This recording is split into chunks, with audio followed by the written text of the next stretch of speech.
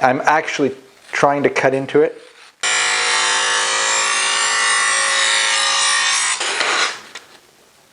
Before, it just wasn't working. And now when I put it into my thumb, they didn't even send me any free product. All right, my friends, welcome to the show today. My name is Pete. Today we're going to be talking about something that I certainly hope will be a relatively short video compared to some of my videos. And it's just how I sharpen my knives. Specifically kitchen knives and my outdoor knives, bushcraft, everyday carry, pocket knives, that kind of thing. I want you to understand that this is not an extensive video telling you the best ways to sharpen your knives, because my dad, he used just like a method that I do not use. He was fully manual, just had a little whetstone, he had a couple of them, and he would sit there for like an hour on one knife, and that knife, man, you just get it close to a piece of paper or wood and it slices right through it. Like, he was a master at sharpening, but it took forever, and so much so that it becomes discouraging. After a while, you're spending as much time sharpening as you are, more time sharpening than you are using your knife, actually using it. Not so sure I would do that. I don't have that much discipline, I don't think. So I'm going to show you what I use, and I'm going to show you also what I kind of have used and have not had good experiences with. All right, let's get into it. So I've used lots of manual methods in my time, and this is one of them. It's a one of these things where you use a whetstone here, and there's different ones you can put in here, and you can you drag this along the blade here, and you can it's got various settings here where you can slide this up and down for different angles. So this is all good stuff. But there's a big long manual, and you've got to always be wiping it, and you've got I've got extra water here, and extra stones, and a whole kit. Nothing wrong with it if you have good success with it and you know what you're doing. But I've had issues in the past with this, and I can only get average results from my particular system. Maybe I would have a better result with a different system. I don't know. Okay, so then what method do I use? Well, you're looking at it. It's this guy right here. It's a Presto Professional Easy Sharp electric sharpener. I know that doesn't sound very exotic or artisanal or whatever you would expect from an outdoorsman. I'm telling you, this is quick and it's effective. I have with me a kitchen knife, one of my main kitchen knives that I use on a daily basis, and I just use the technique of, to know if it's sharp, I just kind of cut into my thumbnail a little bit to see if it gets, it sticks in there. It's not really sticking really much, it's kind of scraping, so I know it's getting a bit dull. I got a piece of newspaper here. I'm actually trying to cut into it. It's not really working. Okay, so what I'm going to do is I'm going to sharpen it, and I'll explain what's happening each step of the way. So what you have is 3 sets of slots for the knife blade. One over here, here, and over here. And the basic process is just to put your knife blade in and keep it against the outside edge of the slot. And inside is a wheel, a sharpening wheel. There's 3 of them, and they're just different grits. Right, so this one, of course, over here on the far side is a really rough grit. I only do it once every now and then, like maybe a couple of times a year. It's really meant to get the basic grind angle ready on your blade so that the other 2 finer grit sharpeners can do their job better and really finesse it to make a really sharp blade. So it's pretty simple. The only other thing I'll show you before we get started is right here you've got only one adjustment on this entire unit other than on and off, and it's just referring to the thickness. It gives you a choice, thickness of your blade. It's thick, medium, and thin. And thick, they have denoted here a cleaver. Medium looks like most kitchen knives, and thin would be something like a paring knife or a fillet knife, which, by the way, happen to be the only 2 types of knives that I use to, on the thin setting. Most of mine are medium, except for one knife I have that's thick. So I'm going to put it on medium in the middle. And what I'm going to do is I'm going to start over here just to get the basic grind happening, and then I'm going to move to these 2.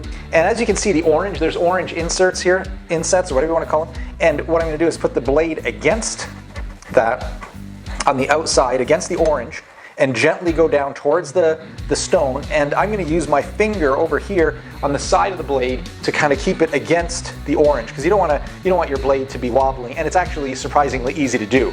So you have to make sure that you're not moving the blade side to side. Okay, so you'll see how long it takes. I'm actually going to go through the entire sharpening. I'm going to go twice on every side. You could probably get away with once your knife is relatively sharp, but I'm going to do it twice, and you'll see how long it actually takes and how easy it is to sharpen a knife from fairly dull to as sharp as I need it. All right, here we go.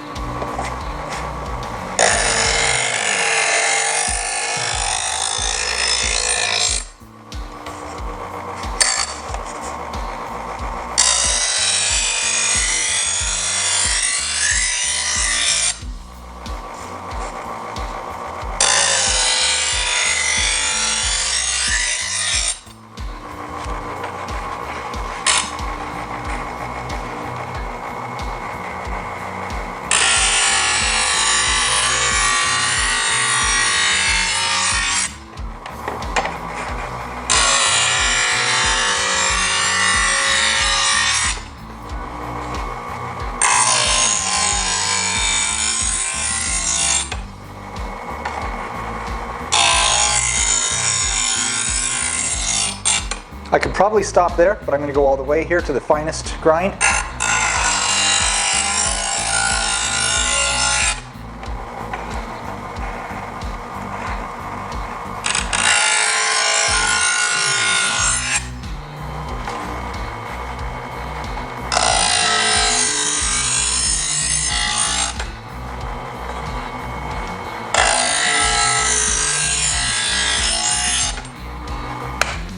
Okay, that is the entire time it took to sharpen the blade, and I'm going to legitimately try to cut this now. I haven't even tested it. Oh, that one kind of... Oh, it's cutting into the... Oh, there we go. So there you go. It's actually cutting into it now, as opposed to before. It just wasn't working. And now when I put it into my thumb, it catches. It doesn't want to slide across my thumb very easily. It catches more. So that is all I use. All right, and thank you for watching that video. Just want you to know, it sounded like a product promotion for this Presto sharpener, and I mean, I guess in a sense it is, but it's not about me selling you one of these. Just so you know, Presto did not sponsor me in any way. They didn't give me any money. They didn't even send me any free product. I bought this with my own money on Amazon just because I wanted something quick, convenient, and effective for sharpening my knives. What I would love is to hear from you guys. Do you have a different method? Have you been successful with a method that I never mentioned here? Please do give me some feedback. Whether it's positive or neutral or negative, I want all your feedback. I'm a big boy, I can take your criticisms. I'm good with that. But anything that you've experienced that is maybe a better method than I've used, or quicker, or more convenient, maybe cheaper, what do you use? I want to know. My dad was just fully manual. Just with his hands, he would sharpen knives, and he did a better job than even this machine does. So, you know, there's lots out there, a lot of techniques that I don't use. So I would like to know. This is one area that I'm open to constructive criticism, because I want to know. I want to use the best method that I can. All right, even though I'm happy with this, I'm open to other stuff. So let me know. Also, please do just consider hitting this little button down there, not just like and subscribe, which please do that, because that's just no skin off anyone's back. But there's a button down there that says join. Now, if you hit that right now, or as soon as I finish talking, doesn't mean you're going to join anything. All right, it doesn't all of a sudden go, ding, you're joined, you're part of the club. What it is it's just an information video that tells you what you would get if you join or become a member of our channel. There's a few little things that are kind of standard to members of YouTube channels, and really that's all we're offering. It's kind of more about you guys exercising your generosity by giving me like $2 a month or something like that. I try to make these videos all the time, but yeah, it does take a lot of time, energy, and resources to do videos like this compared to not doing them at all. And so any help you can give us would be great. Gives us motivation, even if it's just mental motivation, to keep on going and offering you great content that you can use for your outdoor passion. So thanks for considering that. And also check out our Instagram. There's our handle down below. We post almost every day, sometimes every day. I'm in a series right now of knots, different knots that I use when I'm out in the wilderness, and how I believe they're some of the best knots that you can use. If you only just memorize a few of them, there's a few there that I talk about. So those are on our YouTube Shorts as well as our Instagram. So check out both of those and or either one of them. All right, guys, thank you for doing that. Thank you for watching this video. And you know what I'm gonna say, right? As always, get out there, enjoy God's creation, and keep on looking up.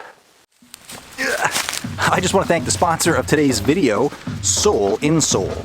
And when I say sponsor, I mean they just sent me this very cool pair of biomechanically correct gel shoe inserts. And they didn't pay me any money. Which means I'm free to tell you what I really think of these, because they don't own me. Ow. Okay guys, seriously, all joking aside, Sole Insole adhesive inserts actually are really, really comfortable. They fit any shoe because they're small. It actually helps correct your gait. That is the way your foot is shaped when you walk. Like, you know, if your ankle kind of rolls to the inside a bit and your knees kind of come together, if that's kind of how you walk, that's called pronation. And it really helps for that. It helps to correct that over time.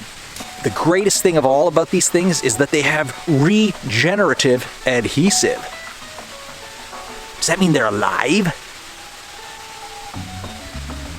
So guys, like you, I have seen insoles for sale everywhere, forever. You might ask, well, then what makes these so much different? Well, I'm glad you asked. So here is what makes these gel sole insoles unique. They're designed to give relief and comfort from plantar fasciitis and heel pain. It helps prevent overpronation while giving your foot the proper gait. They reduce stress on your ankles, knees, hips, and your spine.